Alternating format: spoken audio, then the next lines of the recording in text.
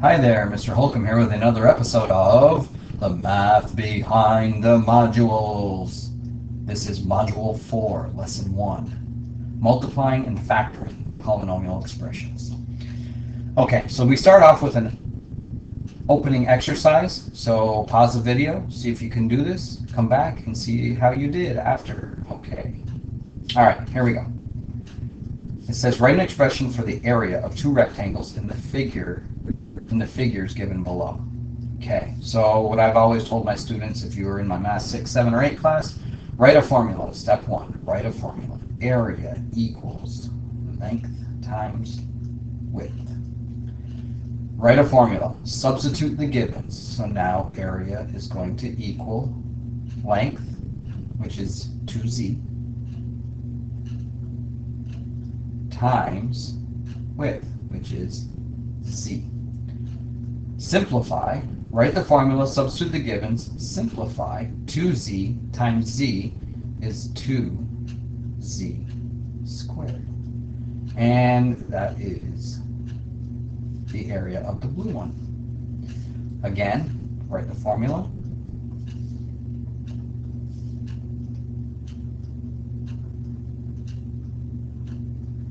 Substitute the givens, length 2z times the width 8, and simplify. 2z times 8, 2 times 8 is 16z. So there is the area of the orange rectangle. Okay, so now we have the two next to each other and they're touching and it's one big rectangle. So we're going to do the same thing. I'm going to, let me just use black this time because there's two different colors. I'm going to write the formula. A equals length times width. Substitute in the givens. The length is 2z.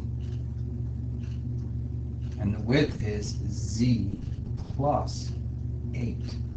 So it's this piece plus that piece makes the whole thing. Do not multiply these two. It's not this times this. Length is this distance plus this distance. And now we have the distributive property. So now we're going to distribute. 2z times z is 2z squared. And then you put a plus sign. So I've distributed here. And then I'm going to distribute over here. 2z times 8 is 16z. So my area is 2z squared plus 16z. We cannot combine these because they are not like terms. Like terms are any variable of the same degree. And since they're degree 2, degree 1, we cannot combine them. And as you can see, it's just this piece plus this piece. 2z squared plus 16z. And we did it with the distributive property, or you could have just added these two. Okay, in example 1 it says Jackson has given his friend a challenge. He tells him that the area of the rectangle in square units is represented by 3a squared plus 3a for some real number a. Find the length and width of the rectangle. How many possible answers are there for Jackson's challenge to his friend? List the answers you find. So if you keep doing what I ask, which says write a formula, which is length times width.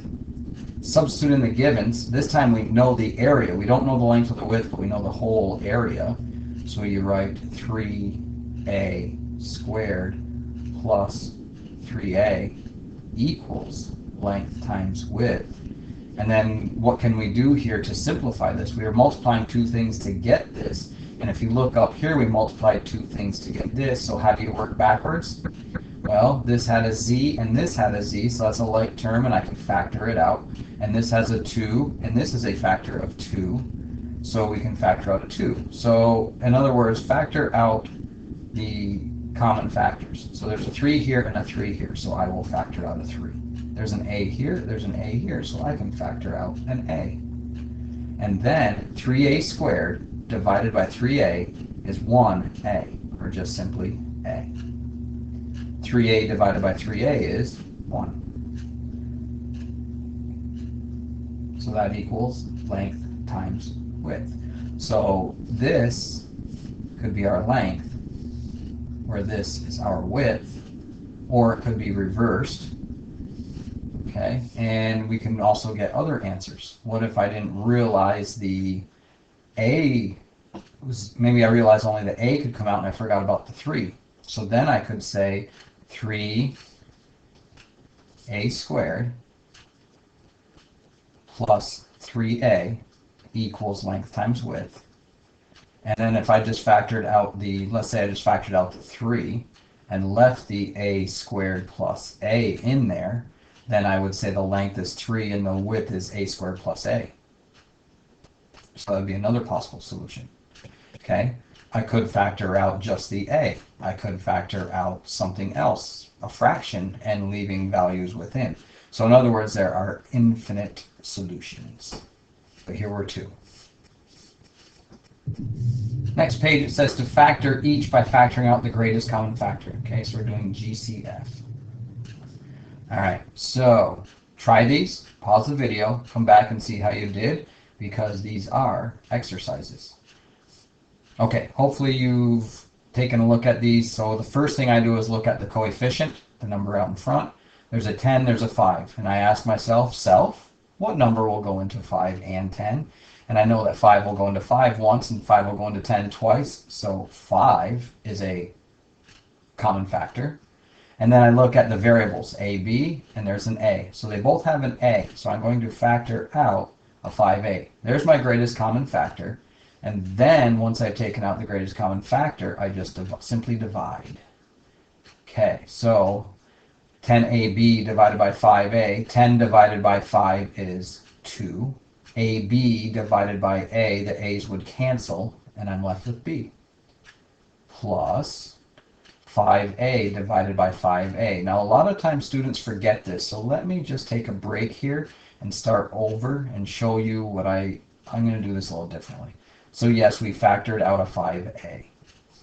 And then we're going to find the factors. So what we're really doing is taking each term here and dividing it by 5a. So I'm going to write 10ab divided by 5a plus 5a divided by 5a.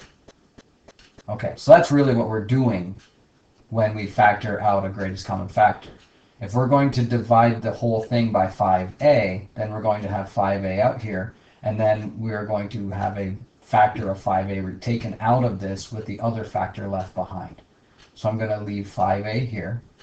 And 10 divided by 5 is 2. The a's cancel, or a divided by a is 1 times b, which is just b, plus 5a divided by 5a. Anything divided by itself is 1. 5 divided by 5 is 1. A divided by a is 1. 1 times 1 is 1. The reason I showed that is a lot of times students forget that constant. Where did that come from? Okay, well, anything divided by itself is 1. If I just said it was 5a times 2b, we would get this, but we would never get the other half. So you have to have the plus 1 there if you're factoring out a term that matches. Okay, next problem. Okay, so I have 3 terms here. Remember, plus signs and minus signs separate terms. Here's a term, here's a term, here's a term. 3 terms, that is a trinomial. Okay, 3g cubed h minus 9g squared h plus 12h. 3 will go into 3 once, 3 will go into 9, 3 will go into 12, so I know that 3 is a common factor. There's a g here, there's a g here, there is no g here, so g is not common to all 3. I can't take out a g. Here's an h, here's an h, here's an h, they all have an h. There is my greatest common factor. Now I'm going to divide. 3 divided by 3 is 1. G cubed, there is no g, so that's going to stay g cubed. H divided by h is 1, so that's my first term after I factor out 3h. Minus 9 divided by 3 is 3. G squared, no g's, so it's still g squared. And h divided by h is 1. That's the second term factored. Plus 12 divided by 3 is 4. H divided by h is 1. 4 times 1 is 4. So the answer is 3h times the quantity g cubed minus 3g squared plus 4. Okay, this one, 6 9, 18. 6 will go into 18, but 6 will not go into 9. But 3 will go into 6, 3 will go into 9, 3 will go into 18, so I will factor out a 3. Here's an x, no x, here's a y, here's a y, here's a y, and we can take out the smallest of the 3 exponents. So I can think of this as, let me pause here and explain this. I'm going to explode this, and I'll show you what I mean by exploding. I'm going to take this term, and I'm going to say 3 times 2 is 6, and x squared is x times x, and y cubed is y times y times y. That's this term right here. 3 times 2 is 6, x squared, y to the 3rd power. And then we have 9, which is 3 times 3, x, 1x, and 4 y's.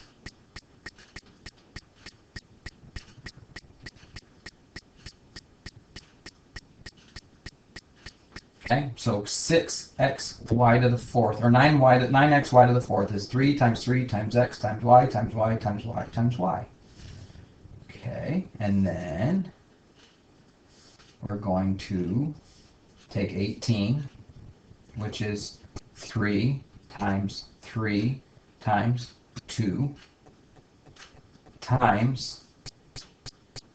y to the 5th, which is y 5 times.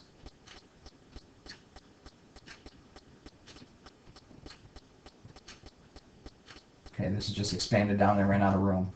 Okay, and what we are doing when we do this is we're factoring out like terms.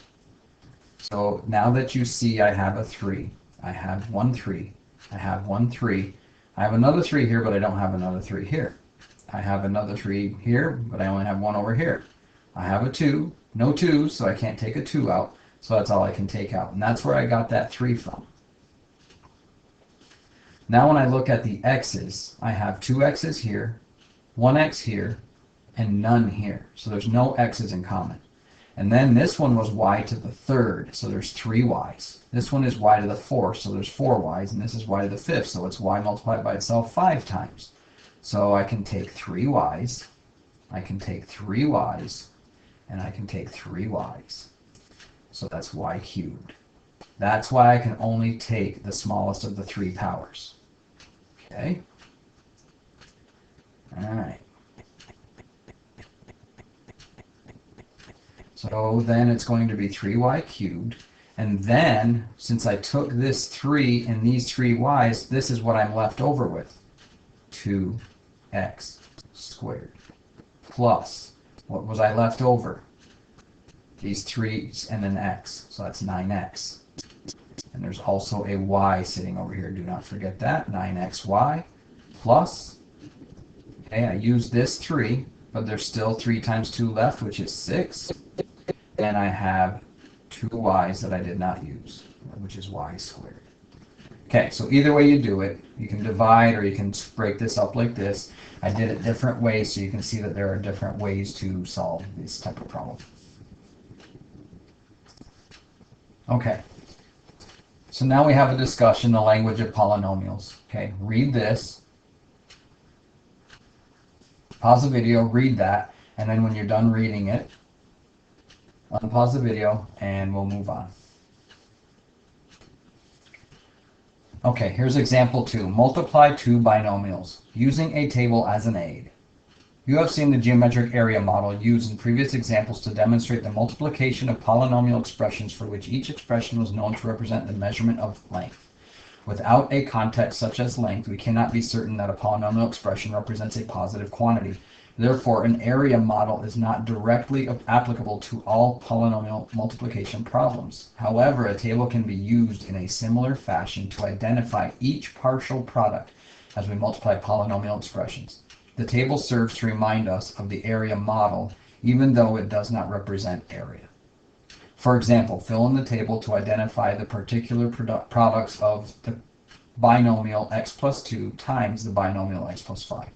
Then write the product of x plus 2 times x plus 5 in standard form. Remember what standard form is? Standard form is ax squared plus bx plus c, where a is the leading coefficient, b is the linear coefficient, and c is a constant. Okay, so here's our table. All we're going to do is multiply each piece. So this distance here is x, and this distance here is x. So we're multiplying those. So x times x is x squared, length times width. X times 5 is 5x. 2 times x is 2x, and 2 times 5 is 10.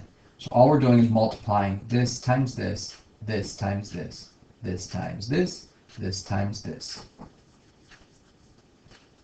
Okay, so then we combine like terms. Remember, putting it in standard form, the x squared term comes first, and that is right here. So standard form would be x squared.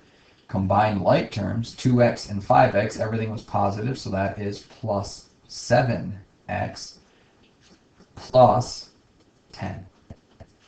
So that is x plus 2 times x plus 5 in standard form. Okay, now it says without the aid of a table. Regardless of whether or not we make use of a table as an aid, the multiplying of two binomials is an application of the distributive property. Both terms of the first binomial distribute over the second binomial. Try it with x plus y times x minus 5 in the example below. The colored arrows match each step of the distribution with the resulting partial product. So what they're doing is they're taking this dark green arrow and saying the yellow arrow first, x times x is x squared. The dark green arrow is x times the second term, negative 5. Don't forget that minus sign. So that's negative 5x. The red inside numbers are y and x, so it's y times x, okay? And then finally the blue is y times negative 5, which is negative 5y. So therefore this polynomial is x squared minus 5x plus yx minus 5y. Okay, if you put xy here instead of yx, that's okay. And I would usually do that because I like putting my variables in alphabetical order, but multiplication is just commutative, so x times y would be the same as y times x. Okay, example 3 says the difference of squares. Find the product of x plus 2 times x minus 2. Use the distributive property to distribute the first binomial over the second. With the use of a table, you say x times x is x squared, x times 2 is 2x, negative 2 times x is negative 2x, negative 2 times 2 is negative 4. X squared is my first term. Negative 2x plus 2x are additive inverses, which give us the identity 0. So that cancels out. And then finally, negative 4 or minus 4. X squared minus 4. Without the use of the table, you would say x times x, which is this times this. Okay. X times x. And then x times negative 2, which is right here. So let me color code this as I go. Here's my x times x, x times x. X times negative 2, x times negative 2. 2 times x, 2 times x, and 2 times negative 2, which is right here. Okay? And then all they did was simplify. So x times x, x squared. X times negative 2, negative 2x. 2 times negative 2. Oh wait, I skipped one. 2 times x, 2x. 2 times negative 2, negative 4. And then these two terms, as I said earlier, were additive inverses, which cancel each other out or give you the identity 0. You could write x squared plus 0 minus 4, but there's no need because 0 minus 4 is negative 4. And we end up with x squared minus 4. Okay, exercise 4 says to factor the following examples of the difference of perfect squares.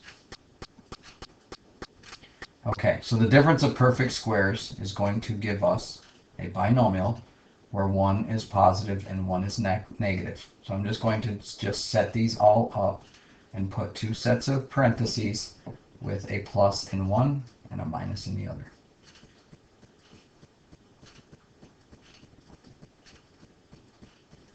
Okay, so all we do is take the square root of the first term, t squared, which is t times t.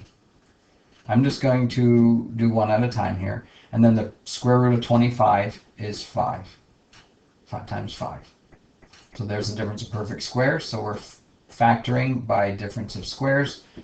So it's a plus b and a minus b, where this is a squared minus b squared.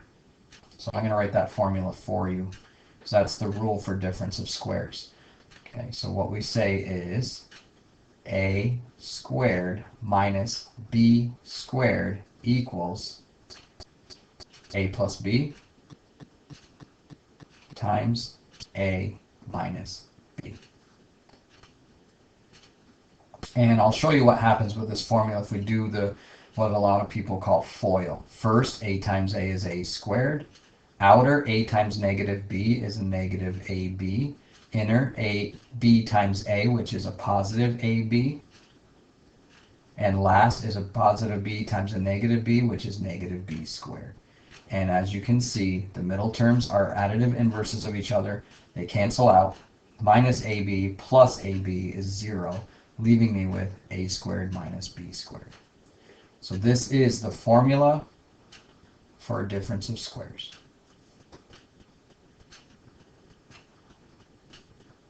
And that's what we're doing here. Okay, so let's move along and continue. Okay, so that's why I know that it's plus and minus every time. So the square root of 4 is 2. The square root of x squared is x. The square root of 9 is 3.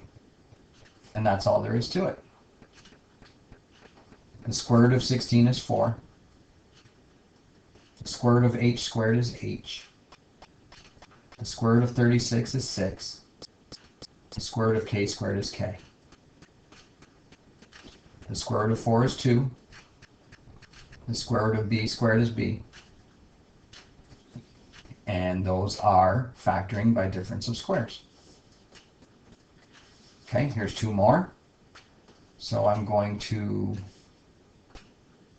put my 2 parentheses with a plus and a minus. 2 parentheses with a plus and a minus. Square root of x to the 4th is x squared. Square root of 4 is 2.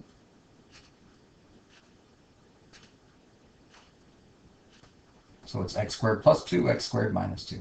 Now when we're doing this, we always want to check to see if there's another perfect square in our difference side over here. And 2 is not a perfect square, so we're done.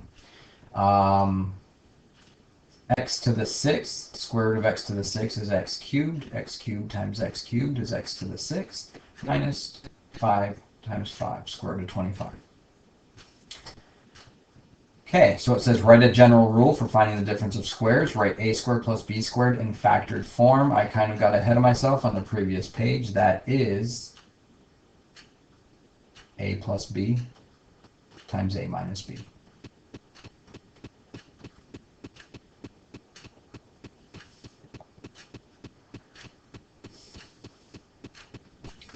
Okay, so now that this is an exercise, that means do it yourself. So pause the video, see if you can do these. Unpause the video, see how you did.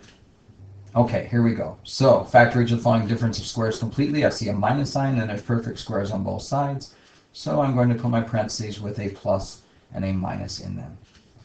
Square root of 9 is 3. Square root of y squared is y.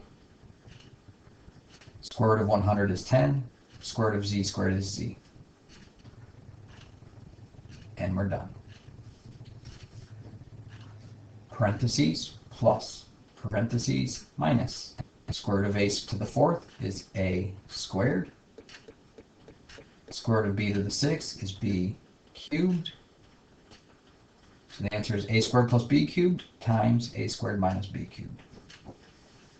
Okay, here's one where it says, hint, this one factors twice. I mentioned that earlier. I said if your negative side is a perfect square after factoring, you may have to do it again. They gave us a hint here this time, so I'm going to do my plus and my minus. Square root of r to the 4th is r squared. Square root of 16 is 4. the square root of s to the fourth is s squared. And here's where they're talking. R squared is a perfect square. 4 is a perfect square. S squared is a perfect square. This can be factored again to another plus minus. Square root of r squared is r. Square root of 4 is 2. I give myself enough room. Let me just leave that open for now. Square root of 4 is 2. Square root of s squared is s. Okay, now we're done. So the answer is, now I want to multiply this times this, which is this times this. So now my final answer is r squared plus 4s squared times r plus 2 times r minus 2s. I forgot my s here. R plus 2s, r minus 2s. Okay, so this is my final answer. There were 3 factors. Okay, example 4, the square of a binomial. To square a binomial such as x plus 3 quantity squared, multiply the binomial by itself. So you take what's in the parentheses, x plus 3, and multiply it by itself, x plus 3 times x plus 3. And then we multiply the first term times the first term, which is x times x, and then x times 3, then 3 times x, and then 3 times 3, which they're showing here. X times x is x squared, x times 3 is 3x, 3 times x is 3x, plus 3 times 3, which is 9. And then you finally combine your middle terms, 3x plus 3x is 6x, so we get x squared plus 6x plus 9. So this is the binomial. This binomial times this binomial gives us this quadratic. Okay, now we square the following general examples to determine the general rule of squaring a binomial. So again, what they said was multiply the binomial by itself. So this is going to equal what's in the parentheses, which is a plus b, times itself, a plus b. So this exponent here too tells us how many things in the how many parentheses sets we have. And now we're just going to FOIL, or first, outer, inner, last. So I will show that. A times a squared. A times b is ab. B times a, which is ba.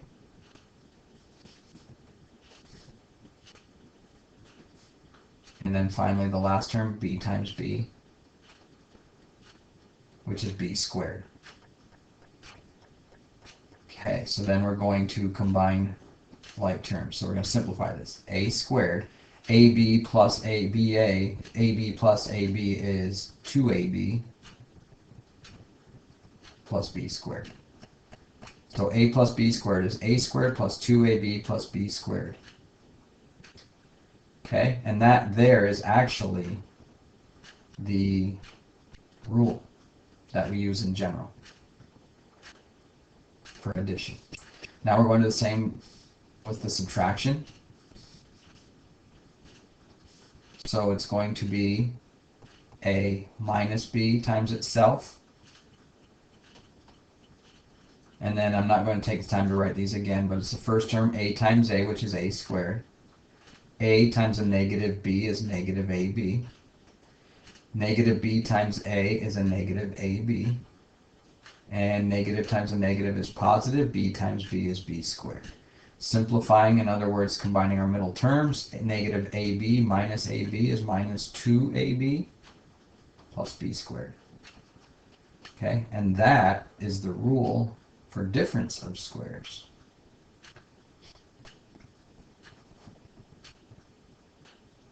Could I call that difference of squares? No, let's call it a binomial with a minus sign inside squared. Okay. Exercise 8-9, square the binomial. Okay, this is an exercise. Pause the video, see if you get the idea. Come back, see how you did. Okay, here goes.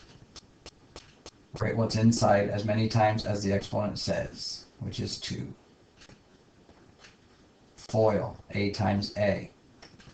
Outer, plus 6a. Inner, plus 6a. Last, 6 times 6, 36. And then my middle terms always get combined. So I have a squared plus 12a plus 36. Okay.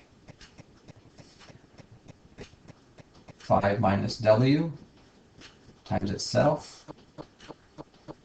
5 times 5. 5 times a negative w. Negative w times 5. And a negative times a negative is positive. Be careful with your signs. W times w is w squared. And always combine your middle term. So the answer is going to be 25 minus 10w plus w squared. If you prefer to have it in standard form, put them in order. I have a w squared first, then a negative 10w, and then a positive 25 at the end. W squared minus 10w plus 25.